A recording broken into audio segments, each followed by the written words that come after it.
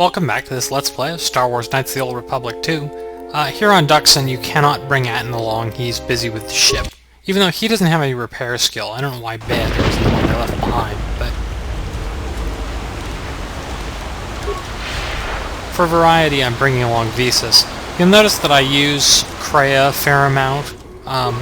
She's not super useful, but with the XP bonus you get for having her in the party, it's sort of a win.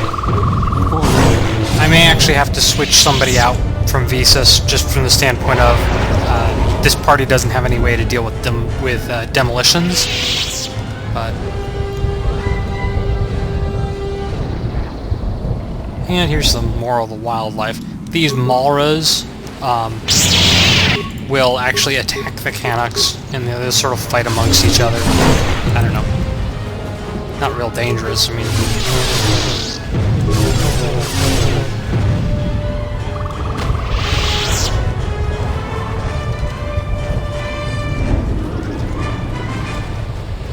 You can also go back on the ship if you want. There's not anything there that wasn't there before, but... last time we got shot down, so there's the whole question of, alright, well what's the deal with that? Colonel Tobin, I guess, was our welcoming guy, and he, I don't know what he had against us, but he clearly knew we were coming. So... something's up. And this first part here is just a circle. I don't know. I'm just running in circles here.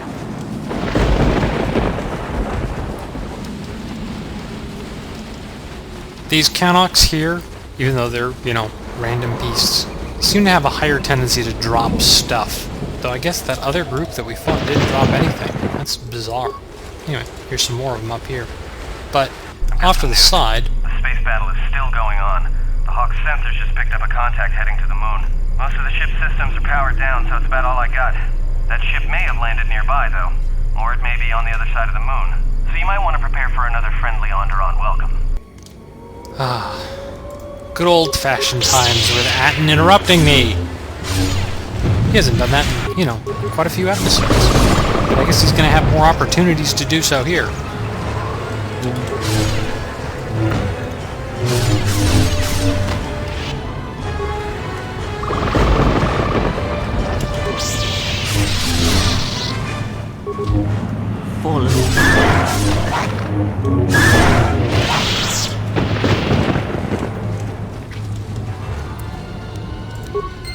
Just salvageable parts is what that said, and salvageable parts.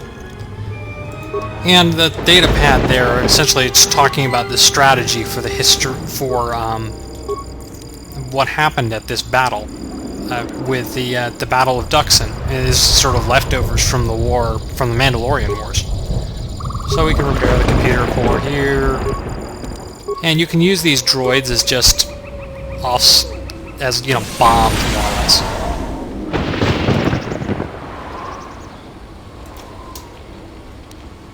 And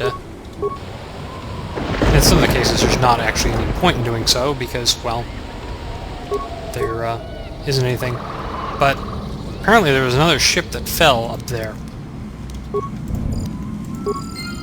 And you do get I guess you get XP for every droid you blow up, so I'll just blow up the other two droids off screen. It's not letting me blow up the last one. I have plenty of computer spikes. Oh well. Just a couple hundred XP for each of them.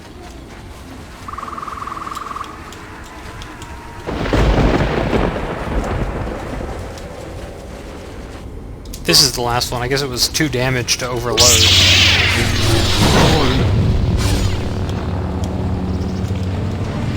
There's another damaged droid there. One of the things that's never really explained with the whole Star Wars universe is why would you risk, you know, actual soldiers in battle if you have effective droids that you could just send in?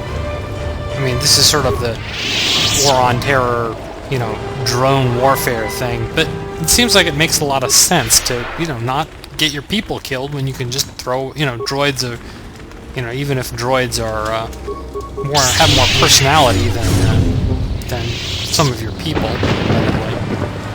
That was one of the things I really hated about the first couple of movies, the prequel trilogy, I guess I'll call it.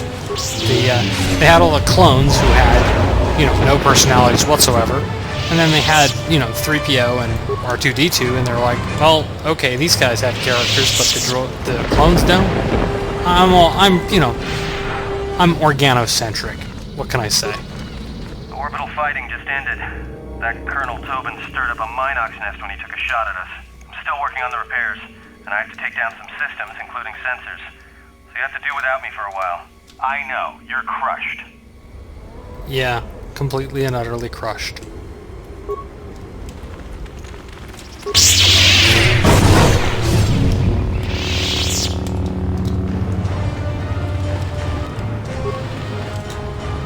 Well, looks like more of the Zug brothers. We certainly dealt with our share of them.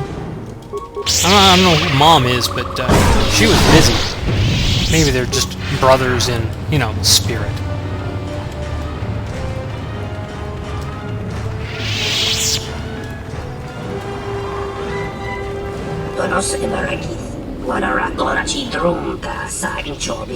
And apparently they sound like bounty hunters. Yeah, they're bounty hunters. And, there's no way I'm gonna surrender.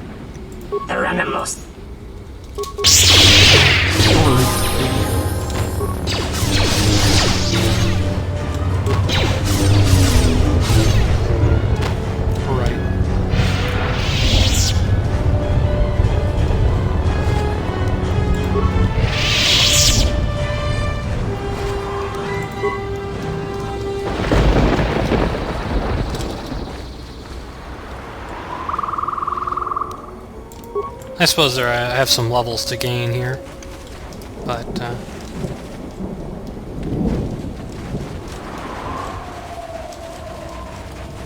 what a bunch of chumps. Alright, well we have two paths we can take here. I'm gonna gain my levels off screen. Alright, well. I started debating taking a power for just one bit of influence with Godo. And I'm probably not going to bother.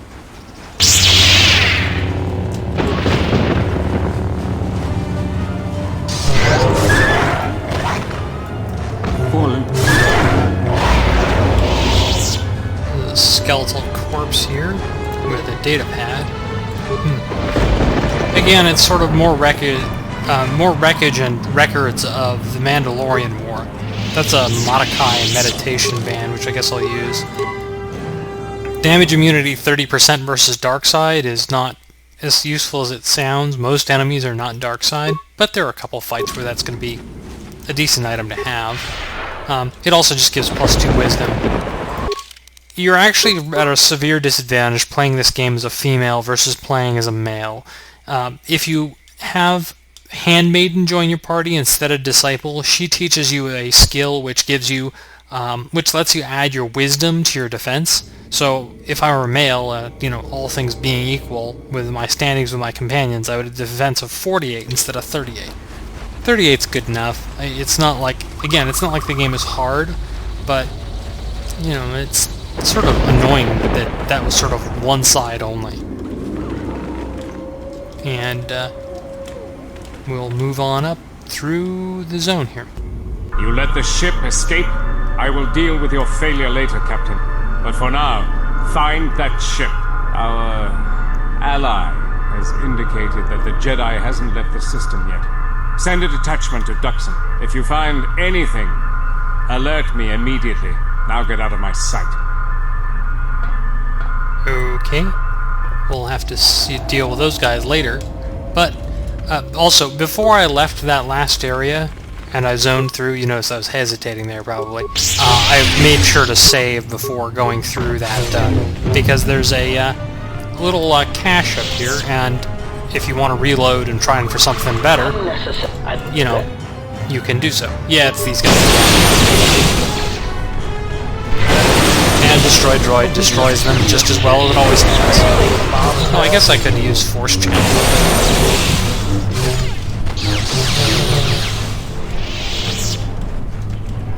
I shall make this one... Stop. That is not the skeletal remnant of a war long past. That is a recent kill. It appears that Dxun isn't abandoned, as we would be led to believe.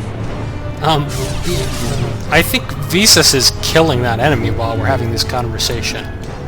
Okay, we'll ask why the Mandalorians would return here. The past is a curious attraction to us all. Perhaps he came in a small shuttle to revisit old battlegrounds. Let us press forward.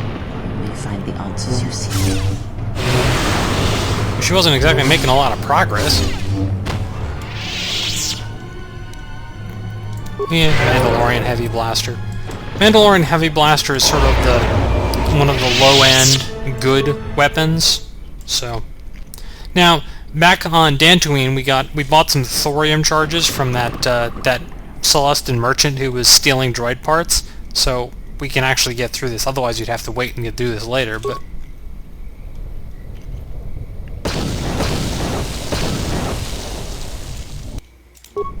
okay, and as I mentioned, I don't have anybody in this party that can handle demolitions, so I'm going to have to switch people out.